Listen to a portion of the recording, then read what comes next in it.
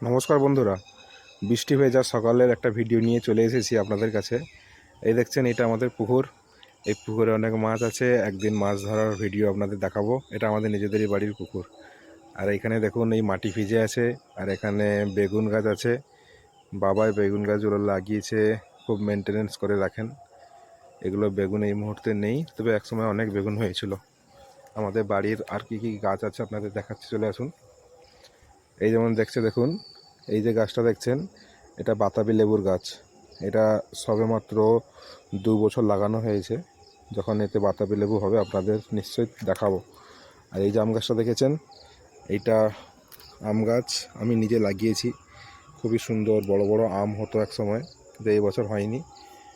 আর এই যে দেখছেন লেবু গাছ, এটাতে নতুন লেবু কখনো হয়নি, লাগানো হয়েছে। আর এই এক ধার থেকে দেখছেন কত সুন্দর সুপারি গাছ লাগিয়েছে বাবা, এই দেখুন। আর ওই দিকেও আম গাছ রয়েছে, দেখাচ্ছি আপনাদের। আম গাছ এইদিকে দেখুন, ওই একটা আম গাছ দেখছেন, এই আম গাছটা আমি লাগিয়েছি নিজে।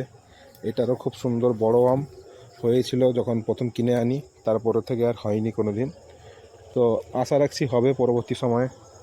আর এইদিকে বাবা কলা গাছ সব লাগিয়েছে। এইগুলো কলা বড় হলে কাঁদিগুলো কেটে নেব, কেটে ওষুধ দিয়ে পাকিয়ে তখন খাওয়া হবে।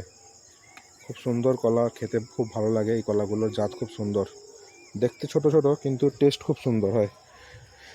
ওই দিকেও কিছু কাঁদি রয়েছে, দেখাচ্ছি আপনাদের। এই দেখুন,